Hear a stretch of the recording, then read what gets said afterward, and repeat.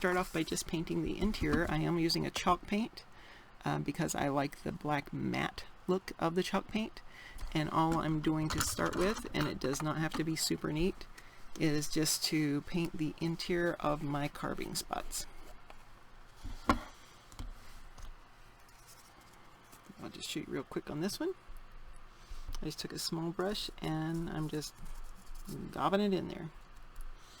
No rhyme or reason, just trying to make that inside white part where I carved out black.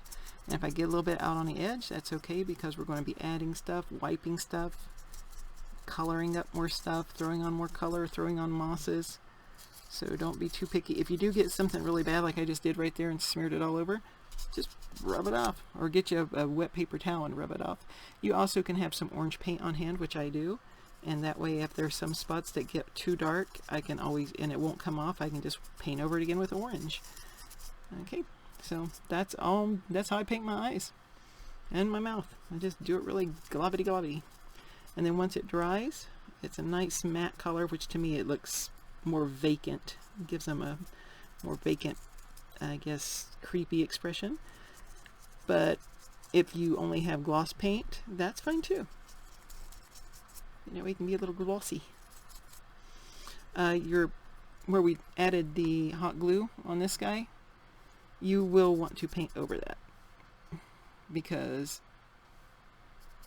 when you start adding in the more liquidy, that's a horrible word, the more I guess dry brushing, you'll want to make sure that these guys are completely painted over with something, so that they don't have all the glue showing. And since I used aluminum foil on the stem, I'm just going to paint it up. Again, you can see my great technique is called slopping it on.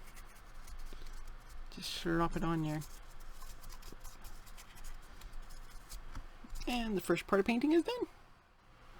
So now it's time to give our creepies some color. What I have in here is just a little dollop of paint. In this case, it's like gesso. It doesn't have to be gesso. It can be acrylic. It can be anything you want. You can use it in full strength and just paint it on. And then I do have a wet paper towel waiting for me, so that once it's on there, I can wipe it off. It's just a damp, it's not sopping wet, but it's a really damp towel. Ooh, I'm way out of sequence here. Then I'm just going to wipe him off, so that way I've just got some paint left in the cracks. And so goopy, like I said, a lot of people might want to wear gloves for this. I don't mind washing my hands a few times. This is that one I caught on fire. So you can see he's only got like a little strip right there. If it starts to get to be too thin, I might stick a piece of clay in there or find some way to build it up. And then I'll just take off the paint until I get it to where I sort of want it in the crevices. Like for me, that's just about right, because I'm still going to be adding more stuff. Now, if you don't like it that thick, you can add a little water. You can either spray it in or just add it, just enough to really dampen it down. And just mix it up to thin it down a little bit. That's what I'll do with the rest of them. And if you don't want the black, if you don't like it that harsh, use some brown. Use a darker orange. Use red. I was even thinking I might make me a purple pumpkin.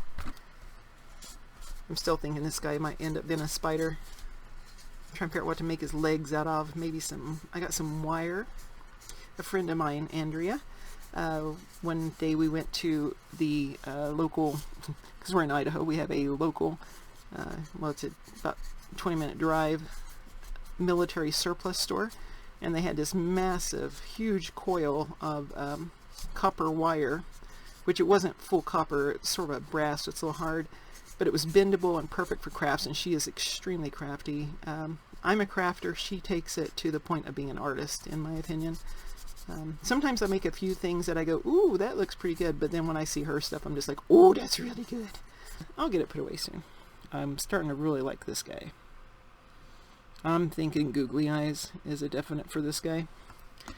Okay, so we painted some on him to get some solid color on his coils already, but now we need to get down into his little stuff down there. These little wrinkles.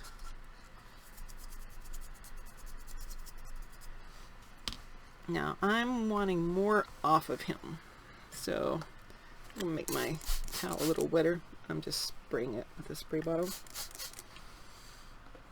Yeah, it's really messy, so I have to pause and clean up every now and then for sure. I'll come back with a little bit cleaner hands for you after we get these guys done.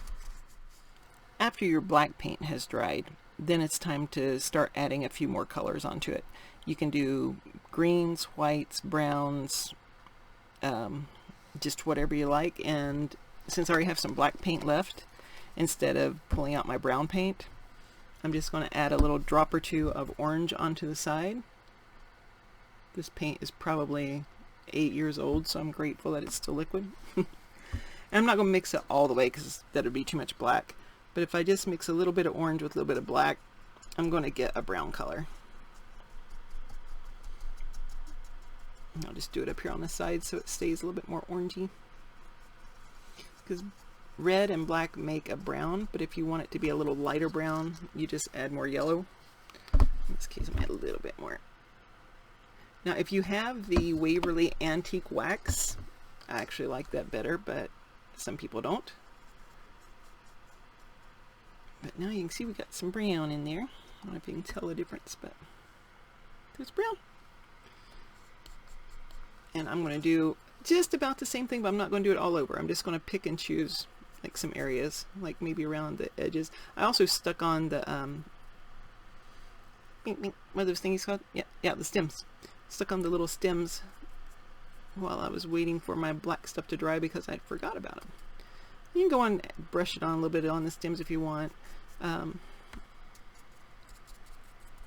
because you can touch those up. And then same thing like I did with the black, I'm just going to brush off my brown. You can see, I think it makes a really cool mottled.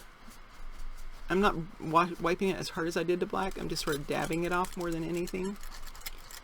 I want it to have sort of that muddy look, like it's been laying in the rotten garden and it's starting to rot.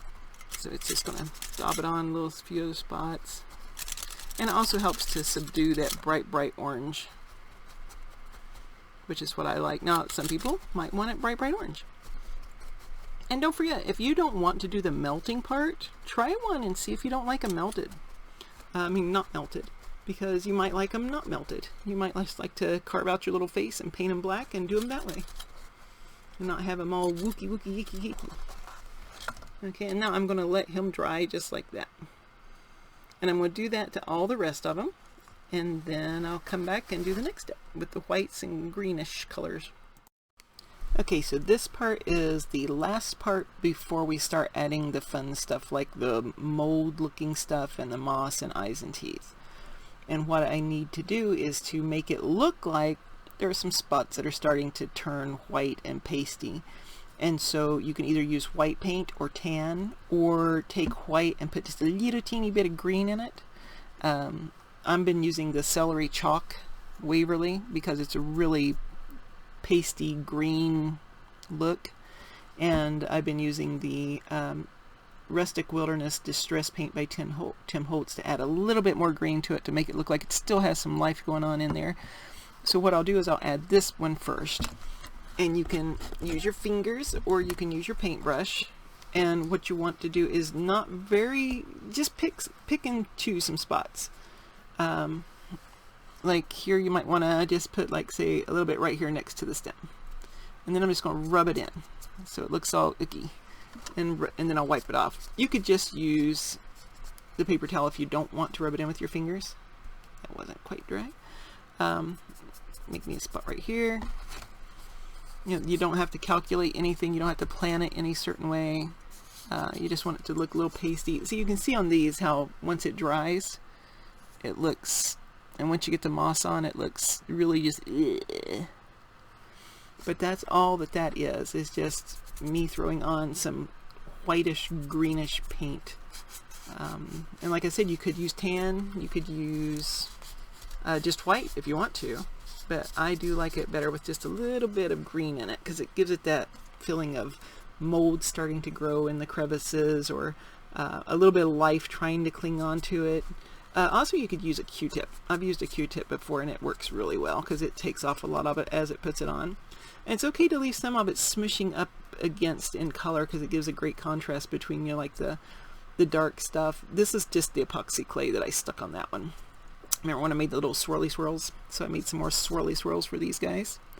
And if you do get something like I got a little bit too much green there, I'll just bring in my water bottle and squirt me a little spot right there, and I'll just take a clean brush, give me a little water, and I'll just go through and wipe out some of it, so it's not so much in one spot if it's too much. And it's good to get some on the stem too, because your stem needs to start getting some color to it. But you don't want to like totally paint the stem because you don't want your stem to look alive and your pumpkin to look dead. So rub it in, rub it in.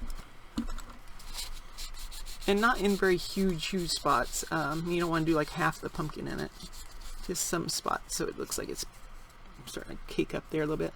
Or like if I have a really, really bright spot that I missed, like right there. I mean, I'll leave a few bright spots because that's sort of like a little bit of an eye pull, but I just don't like a whole lot of them. Got a little bit too much there too. Need a little bit of water. There we go. And if you use the water, you can pull it down into the crevices some more and just wipe them off. Okay, so he's all done. And I did this one already before I started just to make sure he was looking fine. And then after we do that with them, it doesn't even have to fully dry. Then you can get your little darker green if you want to. You don't even have to have it. But if you want to, I just do one little drop, maybe two, since I got two going on here. And I'm going to use it sort of like a rub and buff, like a little dry brush. So I'm going to get some on my brush, and then I'm going to paint it off here. Just brush it off so I have just a little bit, so I can go over my stem. Give it some highlights.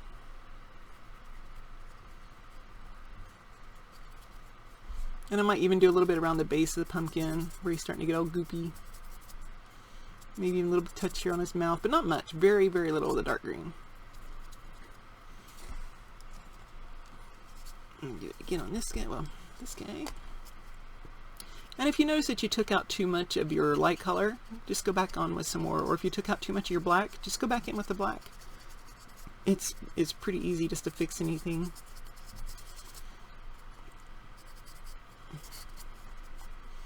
But mostly I just used a darker green around the stem, but I do put a little touch here and there. Not much. Maybe a little glab into the eyeball, but not much. And it's just a dry brush. So I'm going to do the rest of those, and then I'll come back and we will do the fuzzy mold and the eyes and the teeth and the mossy stuff. And then they'll be all done. I thought we should take just a brief moment to acknowledge that even without eyes and teeth and moss and mold, they're still pretty creepy, just as they are. So even if you don't want to add all the extra stuff, just melting and painting makes it amazing. I did add a tongue to this guy to make him, this was the guy that caught on fire, to give him a little bit more character. It's just out of the epoxy clay, the same stuff that I made the stems out of. So anyway, if you wanted to stop right now, you still have a great little collection.